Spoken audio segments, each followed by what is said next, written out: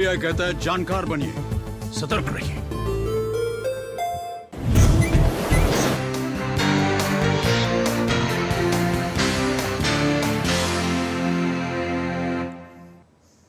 Hello, you're watching DD India and I'm Preeti presenting Express News this evening.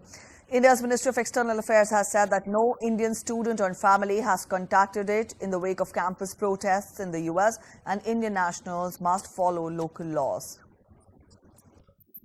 The Ministry of External Affairs spokesperson said that New Delhi has lodged a protest with China against its illegal attempts to alter the facts on the ground with regard to Beijing's construction activities in the Saksham Valley.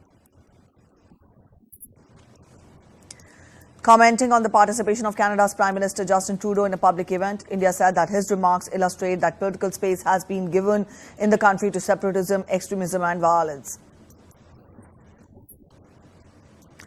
Campaigning has intensified as voting for the third phase of India's general election is just 5 days away. India's Prime Minister Narendra Modi addressed a rally at Anand, Junagadh and Surendranagar in Gujarat. In Anand, the Prime Minister said that the partnership between Pakistan and the Congress Party has now been completely exposed. Home Minister and BJP leader Amit Shah addressed a public rally in Badaयूं, Uttar Pradesh and said this is an election to free the entire Uttar Pradesh from goons. BJP President JP Nadda addressed a public gathering in Muzaffarpur and Araria in the state of Bihar. He said that under the leadership of Prime Minister Modi, BJP is committed to achieving the resolution of developed Bihar. Uttar Pradesh Chief Minister Yogi Adityanath conducted a roadshow in Mainpuri. The BJP has fielded Jaiveer Singh from this seat. The Samajwadi Party has fielded Dimple Yadav. Leaders of opposition parties are also holding rallies and public meetings. Congress leader Rahul Gandhi addressed a public rally in Karnataka's Shimoga on Thursday. Congress leader Priyanka Gandhi and Sachin Pilot addressed public meetings at Chirimiri and Korba in Chhattisgarh. Tejasvi Yadav of the RJD will hold an election campaign in Uttar Pradesh's Hasanpur and Samastipur and Araria in Bihar. AAP leader Sunita Kejriwal held a roadshow in Gujarat to support AAP and India Alliance candidate Chaitra Vasava from Bharuch. The process of filing of nomination papers is also underway. National Conference Vice President Omar Abdullah filed his nomination from Baramulla in Jammu and Kashmir. BJP candidate Naveen Jindal filed his nomination for Haryana's Kurukshetra. The opposition alliance has fielded Sushil Gupta from Kurukshetra. Polling will be held on 25th of May. Union Minister Dharmendra Pradhan also filed his nomination from Odisha Sambalpur on Thursday. BJP candidate Rajiv Pratap Rudy campaigned at Saran in Bihar ahead of his nomination on Thursday. The opposition RJD party has fielded Rohini Acharya from Saran. BJP candidate from West Delhi Kamaljeet Seher Rawat also filed her nomination for 25th May polls. State Chief Minister and Biju Janata Dal President Naveen Patnaik filed his nomination papers from the Kanta Banji Assembly seat. Naveen Patnaik is contesting the assembly elections from Kantabanji and Hinjili assembly seats. The assembly elections will be held in Odisha in 4 phases from May 13 to June 1st, along with the Lok Sabha elections.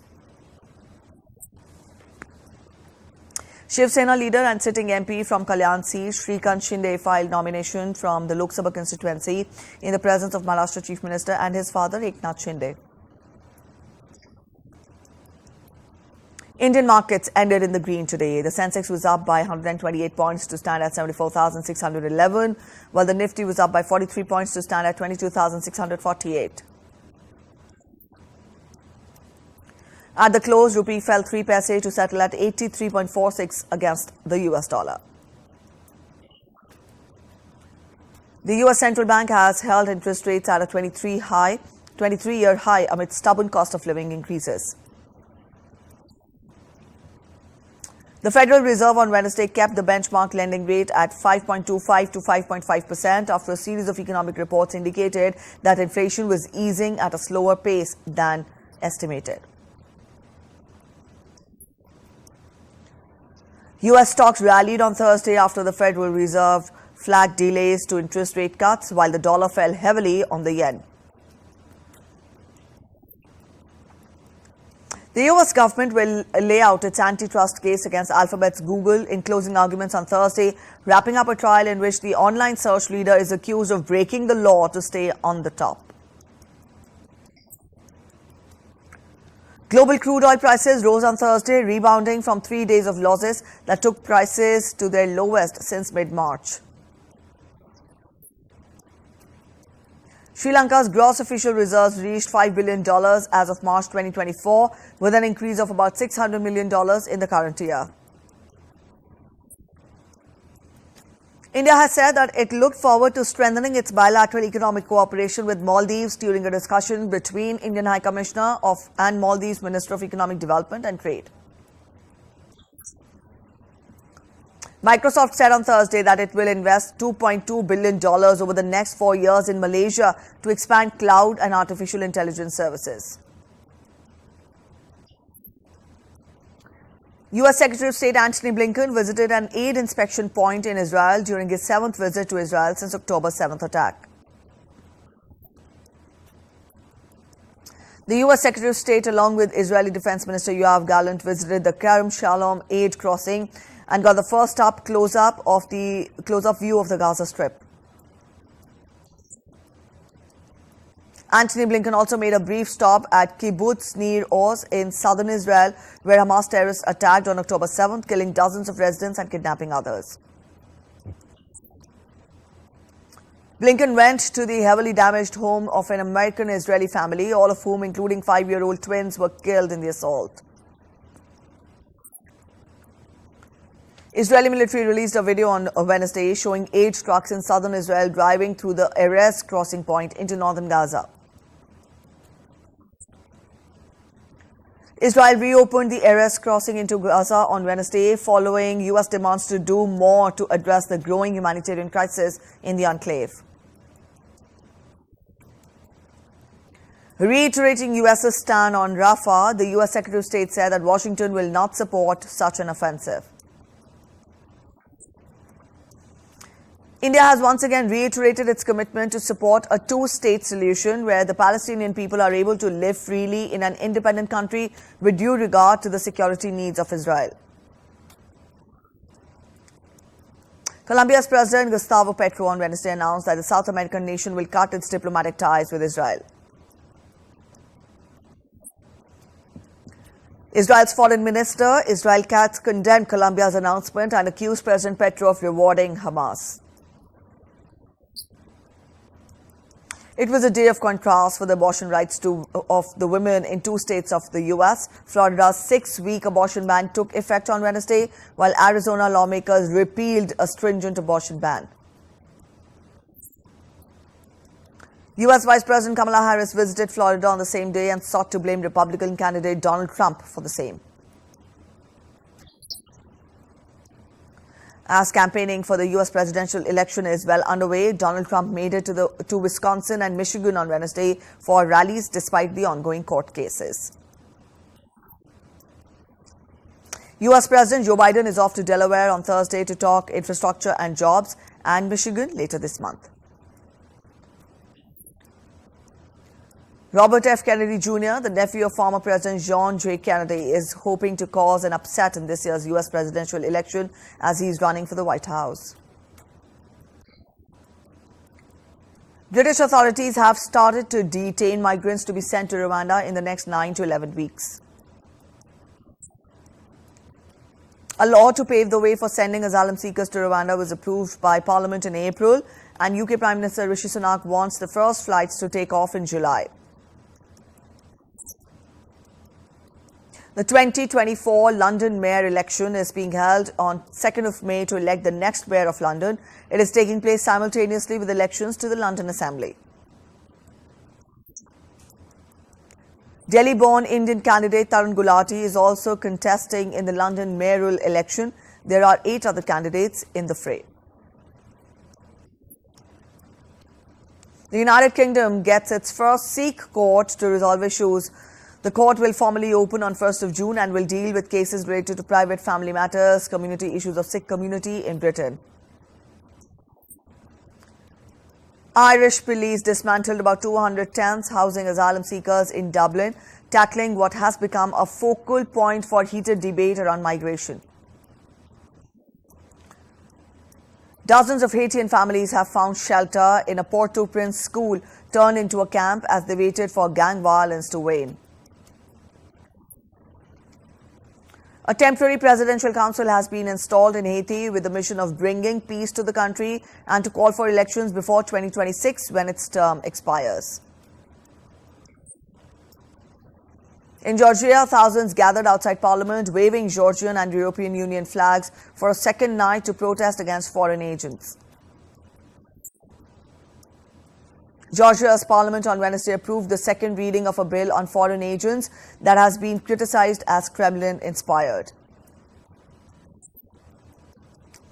A Russian ballistic missile was reported to have struck the facility, injuring 14 people in a postal depot in the Ukrainian port of Odessa on Thursday.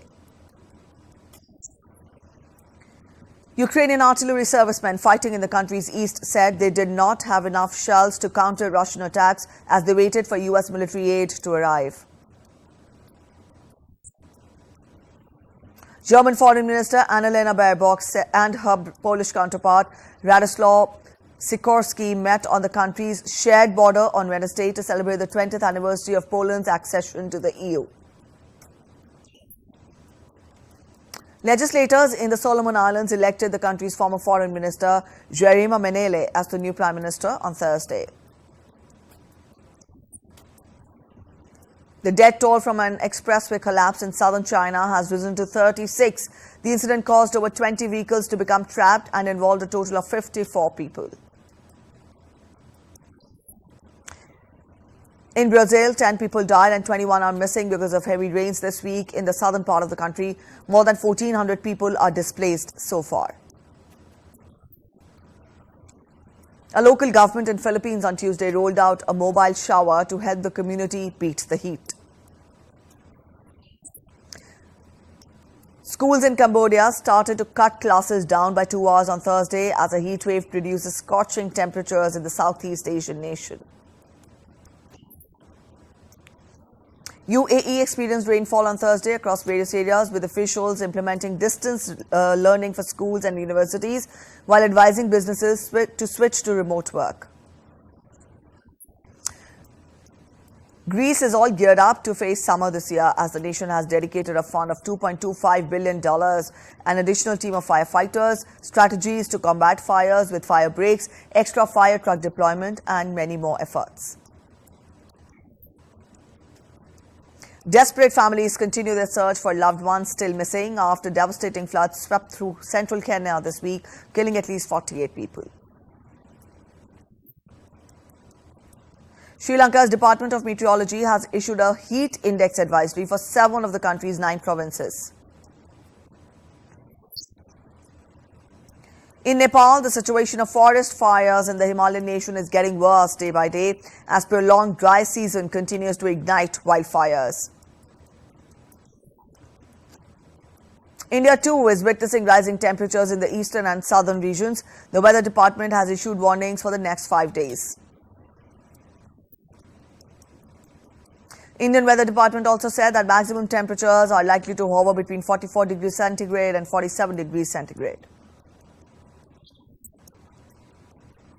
Mongolia reopens its children's theatre after 27 years, where paintings from Mongolia, China and Russia were on display. More than 60,000 people from across Vietnam visited Ho Chi Minh Mausoleum during the 5-day holiday, visiting the historical and cultural relic site. A Mexican town marked May Day on Wednesday with their annual donkey festival to honor the hardworking animal and maintain the decade-long tradition. And the National Donkey Festival is a twist to the Labor Day in the 16th century rural Mexican town of Otumba in the central state of Mexico.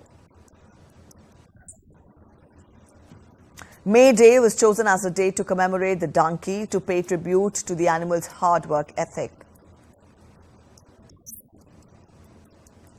Thai police have apprehended a group involved in the illegal smuggling of protected wildlife from Indonesia into the country, seizing 48 lemurs and over 1,000 radiated tortoise. Authorities are currently expanding their investigation and plan to press charges against all individuals involved in the trafficking operation. The performance of Drew Tucker and the New Standard in Jakarta celebrated the US-Indonesia diplomatic ties and the International Jazz Day. The 25th Jeonju International Film Festival, featuring 232 films from 43 countries, kicked off its 10-day run in South Korea. The world premiere of Inside Out 2, as well as the screening of 10 other Pixar films, will take place together with a special Pixar exhibit. Kleber Mendonça Filho, the acclaimed Brazilian filmmaker behind Bacurau, is set to direct The Secret Agent, a riveting political thriller starring Civil War actor Wagner Moura. Warner Brothers is in discussion to acquire the comic book package for Evangeline, with Olivia Wilde set to direct the feature film. The long-awaited live-action film Masters of the Universe to release on June 5th, 2026. American actor Anne Hathaway and Nicholas Galitzine, along with fellow cast and crew members of comedy and romance movie The Idea of You, hits the red carpet in New York to premiere the romantic comedy. Directed by Michael Showalter, The Idea of You is based on a novel of the same name by actor and author Robin Lee. Paul Auster, the prolific American novelist behind the acclaimed New York trilogy, has passed away. He was 77 years of age. The first look of filmmaker Nikhil Advani's most awaited project, Freedom at Midnight, has been unveiled. Renowned for his performance in the Shahid Kapoor starrer Farzi, actor Bhuvan Arora on Thursday began the shoot for his next project titled Fisaddi. Punjabi sensations Diljit Dosanjh and Neeru Bajwa are all set to entertain you with their chemistry in Jat and Juliet 3, that is scheduled to be released on June 28th. Popular Hindi web series Panchayat's Season 3's release dates have been announced by the makers. According to its makers, the show is all set to be released on May 28th. In sports, Sunrisers Hyderabad will look to reignite their dominant play as they take on the in-form Rajasthan Royals in the IPL match today. Pakistan have recalled fast bowler Hassan Ali as backup for injured Haris Rauf for the upcoming 2020 series against Ireland and England. Hockey India announced a 24-member women's hockey team which will participate in Belgium and England legs of the FIH Pro League 2023-24. Indonesia have topped Group C at the Thomas Cup tournament to secure the quarterfinals draw after they defeated defending champions India 4-1. Ashmita Chaliha-led young Indian team went down 0-3 against Japan in a tough Uber Cup quarterfinal tie in the Chengdu city of China. Borussia Dortmund's Niklas Füllkrug fired in a first half goal to seal a 1-0 victory over Paris Saint-Germain in their Champions League semi-final. Bayer Leverkusen to face Roma in the first leg of the Europa League semi-final match on Thursday. Italian top seed Yannick Sinner pulled out of the Madrid Open due to a right hip injury. Carlos Alcaraz's hopes of becoming the first player to win 3 straight Madrid Open titles dashed as the second seed lost to Andrei Rublev in the quarter-finals. Defending champion Aryna Sabalenka eased into the Madrid Open semi-finals with a dominant straight sets win. That's it in this edition of Express News this evening. Thanks for watching. Bye-bye.